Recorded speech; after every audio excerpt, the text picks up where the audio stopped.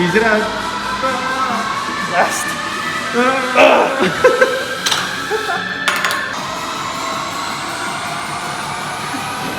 This branch is dope. Shout out to whoever owns this branch. This branch is cool. Better than the other ones. Way better.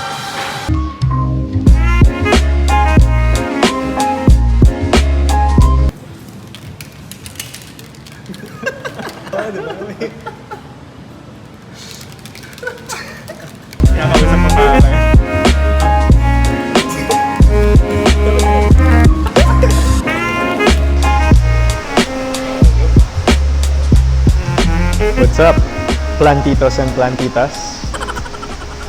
As you can see, right? What's up, TitoFit here, Jeridan Conde.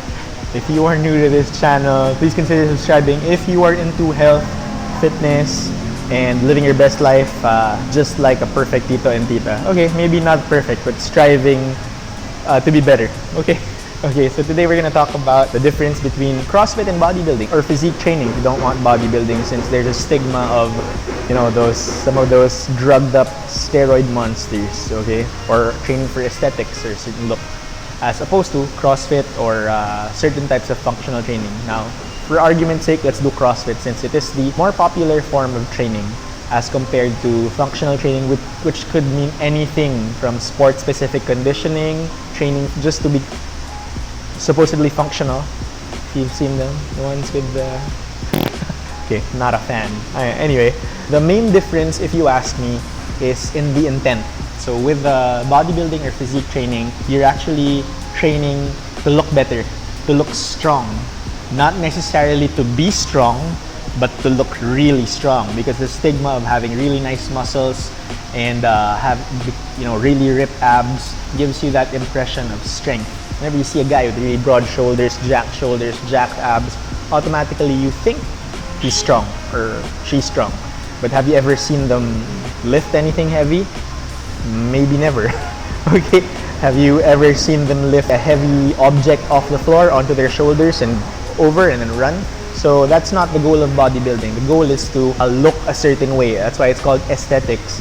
Whereas let's contrast that with CrossFit, where the intent is to become generally prepared for anything, for the unexpected, or what they call the unknown and the unknowable. CrossFit is trying to reach that pinnacle. They say they forge elite fitness. That's the main mantra of CrossFit. So forging elite fitness or general physical preparedness, if you want to do that. There are stark differences. So one difference is in competition. Bodybuilding competitors, and then you have CrossFit competitors. There's a very, very big difference. If you're looking at bodybuilding competitors, normally we have that thing where we think that all training is for health.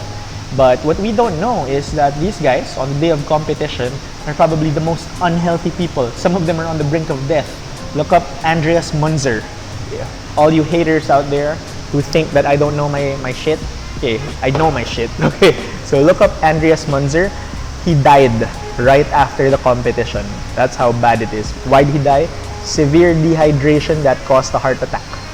Okay? During competition, they're completely dried out and leaned out to show every striation. Now, I'm not knocking on bodybuilders, okay? I respect that work, the hard work that goes into that, the extreme discipline that goes into dieting. The truth be told, training is the easier part for bodybuilders, and the harder part is dieting. Force feeding, consuming protein every couple of hours to stay in that anabolic state so that they're constantly building muscle. That's hard.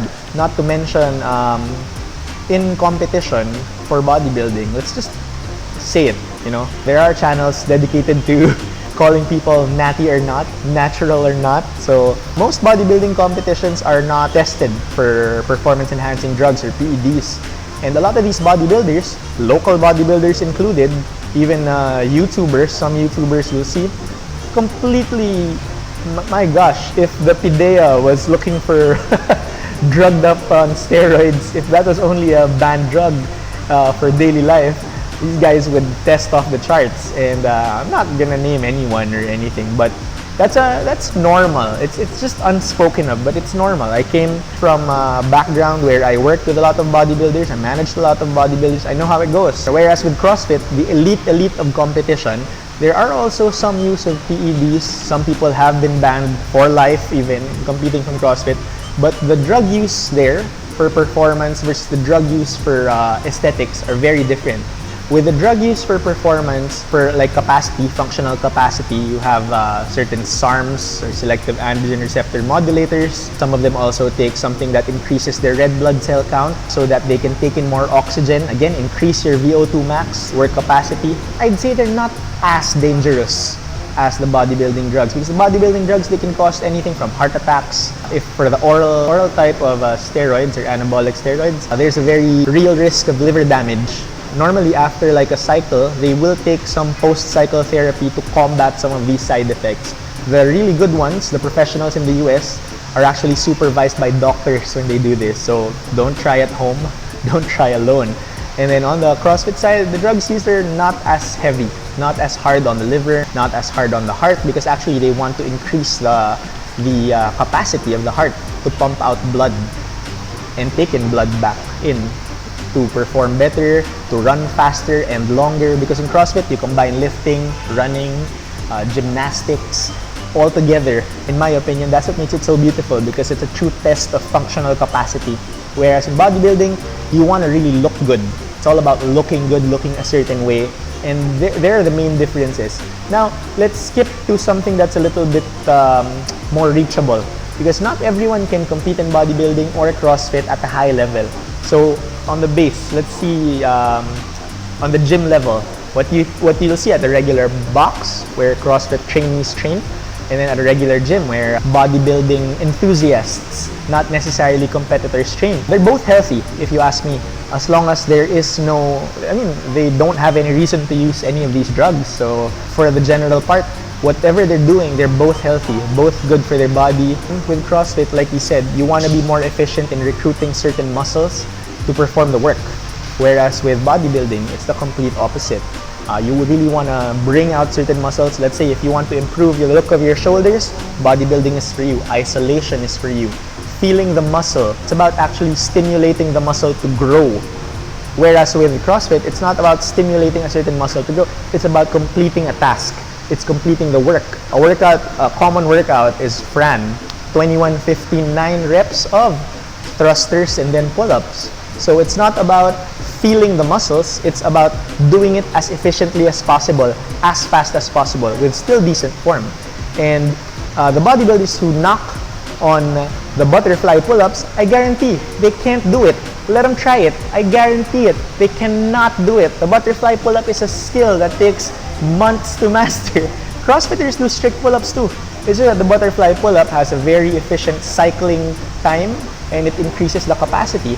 But that's not to knock on bodybuilding again.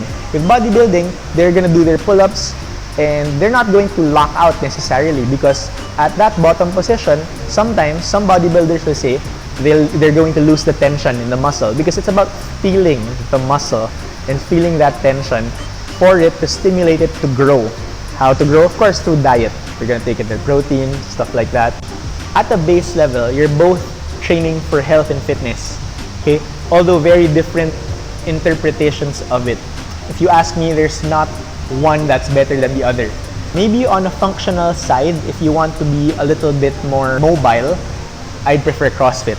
But if you really want to look good, there's nothing that can beat bodybuilding. Bodybuilding is the best for like filling out your sleeves and looking good. Truth be told, I started working in the fitness industry in 2005. And from 2005 all the way to 2012, I was training exclusively with a bodybuilding style. But in 2012, I shifted to CrossFit completely and have been coaching CrossFit ever since. But we're seeing now that there is a way to combine the two. There's a way to combine the two for maximum results. So I'd say for the common person who's watching this, you could probably do 2 bodybuilding workouts a week. Maybe split your body into 2, like upper and lower body, or push and pull. That's possible too. And then do 2 CrossFit type workouts where you're doing metcons and you're doing like things like more functional, trying to gain strength in the major lifts like the squat, the deadlift, the strict press, And that should in turn lead to a better clean and jerk, a better snatch, things like that, and also layering in some gymnastic work for a CrossFit workout. So you could do 2 and 2 a week. If you ask me, that is doable. Although it needs some supervision, especially if you're new to CrossFit. It's not something that's easily done on your own. I mean, you can, but it takes a lot of work. So that's what a coach can help you with. That's what a coach can help you with. With the bodybuilding, on the other hand, it's a little bit easier to do on your own. So if you're watching this and you want to get into one or the other, I'd say get a good CrossFit coach. There are a lot in the Philippines. You know, there are a lot of boxes. The community is very tight-knit, and just make sure that they're coming from a legitimate CrossFit affiliate. Okay, because there are a lot of what I call cross fake. Okay, bato-bato dyan sa mga tinatamaan. Okay, but yeah, I said it. So just make sure that you're getting it from a legit CrossFit coach and not someone who's pretending to be a CrossFit coach. A good certification is, of course, the bare minimum should be a CrossFit level 1. Okay, without that CrossFit level 1, they probably won't be able to teach you as well. I personally have a CrossFit level 2, among other subspecialty CrossFit weightlifting, beginner strength, and then what used to be CrossFit gymnastics, which is now the gymnastics course. And then on the bodybuilding side, you probably get a bodybuilding coach who has experience competing. So just make sure that, you know, if you're gonna do this for health and fitness, that you don't get into that side where you're gonna take supplements or drugs of questionable origin. You know, I mean, even if a trainer tells you to take this fat burner or that, don't take it at face value. Try to do your own research. At the end of the day, some natural fat burners are much better. Green tea, things like that, sleeping, and controlling your portions, counting macros, tracking calories.